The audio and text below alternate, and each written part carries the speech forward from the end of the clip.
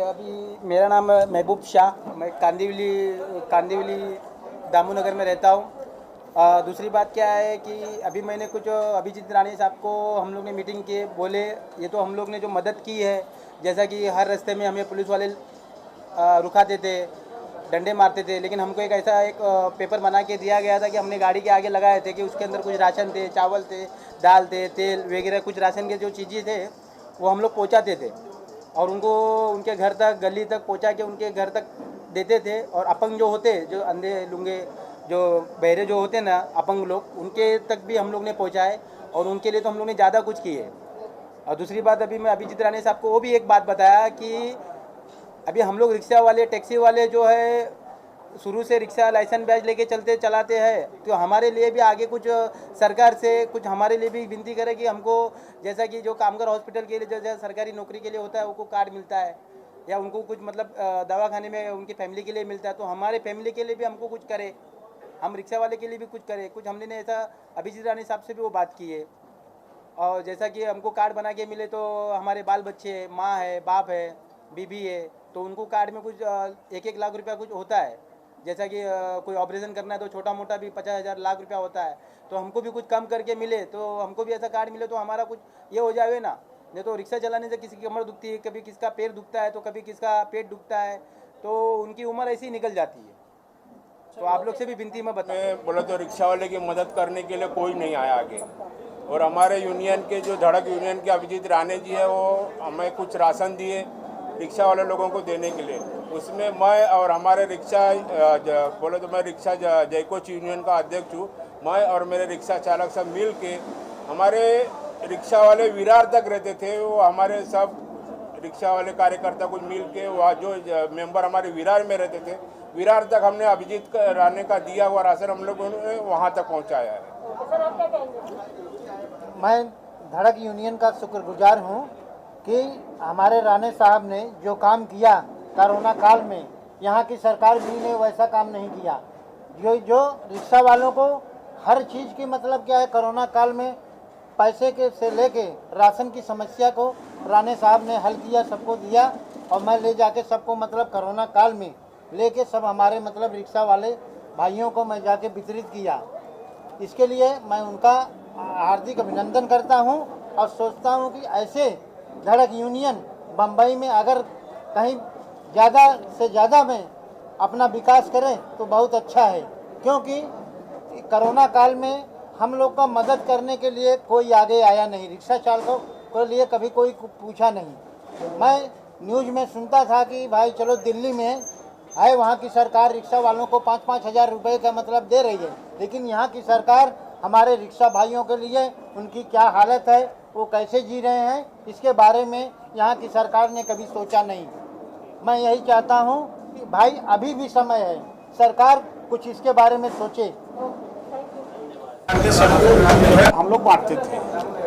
अभी उस समय का समय जो ऐसा था, लोगों के पास खाने के लिए कुछ भी नहीं था, मगर जो ये अभिजीत राणे साहब ने जो किया था ये चीज़ को, उससे तो बहुत लोगों को बहुत ही समझो कि फायदा हुआ।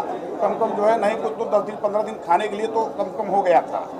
सर आप क्या कहेंगे? हम लोग जो है मेहनत करके अपना गोरेगांव से पूरा सामान भर करके और जगह जगह लोगों तक पहुंचाते थे, जो ज़रूरतमंद लोग रहते थे सबको पहुंचाते थे। और कोरोना काल में कोई बाहर निकलता नहीं था, लेकिन हम लोग अपने जान जोखिम में डाल करके जान जोखिम में डाल करके और पब्लिक की सेवा कर रहे थे। और साथ के साहब और मिश्रा जी के साथ कंधा में कंधा मिला करके हम लोग जो है मतलब पब्लिक तक पहुंच रहे हैं। Okay, thank you. उन लोगों के साथ मिलकर आपने लोगों की मदद की, तो आज उन लोगों को आपने इस मंच पर सम्मानित किया है, किस तरह से ये आपने सोचा है कि हमें उन्हें सम्मानित करके उन्हें प्रोत्साहित करना चाहिए? लोगों को मदद करना, और मैं मूल रूप से आज जो कम्युनिटी को लीड करता हूँ, जो कामगार वर्ग है, उस कामगार वर्ग के जो रिक्शा चालक और मालक, एक शोषित पीड़ित वर्ग था उस समय का, उसमें धड़क ऑटो रिक्शा चालक मालक संगठन जो है, जो मुंबई शहर में लगभग 40,000 से अधिक रिक्शा वालों का नेतृत्व करता है।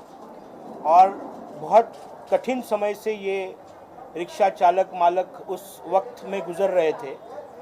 उस समय बहुत से हमारे साथ जुड़े हुए रिक्शा वाले चालक मालक आक्रामक थे लोगों को सेवा करने में, लोगों को सेवा देने में, और उन 10 लोगों को हमने यहाँ पर हमारे यूनियन के माध्यम से सम्मानित किया, जहाँ पर हमने उनको एक सर्टिफिकेट, 3,000 रुपया रोक राशि और उनको एक मोटिवेशन देने का काम किया है। मेरे साथ हमारे फैमिली के सदस्य विनोद शेलार जी, जो हमारे प्रभाग के लीडर है और मुंबई के सेक्रेटरी है। यहाँ पर मुझे लगता है कि ट्रेड यूनियन में जब हम काम करते हैं तो वर्कर्स से डायरेक्ट इमोशनल एक आपका बॉन्ड होना चाहिए, और मैं मुंबई शहर में और महाराष्ट्र में लगभग 7 लाख से अधिक वर्कर्स का नेतृत्व करता हूँ, जहाँ पर रिक्शा टैक्सी एक हमारी सेगमेंट है। संगठित असंगठित क्षेत्र में बहुत वर्कर्स आते हैं, जिसमें ये हमारी एक विंग है। और आज रिक्शा वालों का भाड़ा बढ़ाने का एक पहल सरकार ने एक अच्छा कदम उठाया है, मगर आज इस बात को भी लगभग 3 महीने हो चुके हैं। मुझे लगता है, मुझे विश्वास है कि महाराष्ट्र के पर्यावरण ट्रांसपोर्ट मिनिस्टर 2 रुपया बढ़ाने के लिए वो बहुत ही वॉज वेरी पॉजिटिव, मगर बहुत से संगठनों ने उस पर विरोध किया है। जो संगठना रिक्शा वालों के हित में विरोध में जाएगी, उसको धड़क कामगार यूनियन अपने स्टाइल से उसको जवाब देगी निश्चित तौर पर। और अनेक मुद्दों पर हमने चर्चा की है। बहुत से रिक्शा वाले आज ओला उबेर के जैसे डिवाइस यूज़ कर रहे हैं, और ओला उबेर रेगुलर रिक्शा, जब आप रेगुलर रिक्शा में जाते हो तो वहाँ पर अगर आपका फेयर 200 रुपया होता है तो ओला उबेर आपको 150 रुपये में जाते हैं।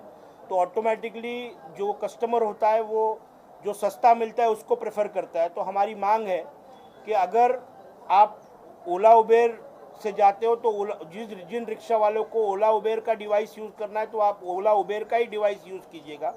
जिनको रिक्शा का रेट कार्ड चलाना है वो रेट कार्ड चलाएंगे, और इस पर एक बहुत बड़ा हम आंदोलन पुकारने वाले हैं। आज उस पर हमने चर्चा की। लोगों के लिए कार्य करें, लोग अवार्ड देके लोग हर किसी को सम्मानित करते हैं, लेकिन इसमें आपने जो धनराशि ऐड कर दी है, तो क्या लगता है धनराशि हर किसी को ऐड करना चाहिए कि अवार्ड के साथ साथ उन्हें और भी मदद मिल सके? नहीं, मुझे लगता है धनराशि एक मोटिवेशन होता है, पैसा कोई मायने नहीं रखता। उनको एक मोटिवेशन, उनको एक प्रोजेक्शन, और जो बाकी के लोग हैं उनको भी ऐसा लगता है कि अगले साल हम भी इसके एक इनाम के हकदार होंगे। सर, जिस तरीके से आप बोल रहे हैं कि जो पैसे बढ़ने वाले हैं, इसका आमतौर पे लोगों पर इफेक्ट पड़ेगा? नहीं, मुझे लगता है कोरोना सब लोगों पर इफेक्ट हुआ है, तो जिस वर्ग को मैं लीड करता हूँ उनके बारे में बोलना मेरा काम है। सर, जैसे कि कोविड वैक्सीन भी आ चुकी है अभी, तो आपके लिए क्या होगा कि आपकी निश्चित तौर पर आज ही केंद्र आरोग्य मंत्री ने अनाउंस किया है कि कोविड के जितने भी वैक्सीन है वो फ्री ऑफ कॉस्ट मिलने वाले हैं। सबको नहीं मिलेंगे, खाली फर्स्ट फेज में मिलने वाले हैं। नहीं, इट इज़ अ ब्लैंक, नहीं, इट इज़ ओपन। आज सबको मिलेगा, वो सबको नहीं, सबको बोला हुआ। विनोद जी, आप क्या कहना चाहेंगे? जिस तरह से धड़क कामगार यूनियन लोगों के लिए, जरूरतमंद लोगों के लिए कार्य कर रहे हैं, आप किस तरह देखते हैं? और जिन लोगों ने कोरोना काल में काम किया उन्हें आज यहाँ सम्मानित किया गया, आपने अपने हाथों से अवार्ड दिए, क्या कहना चाहेंगे, क्या फील करते हैं? देखिए, धड़क यूनियन का नाम ही धड़क है, तो उनका काम में भी धड़क होती है। और यूनियन यानी लोगों को साथ में रखना, साथ में आगे बढ़ाना, इसका ही नाम यूनियन है।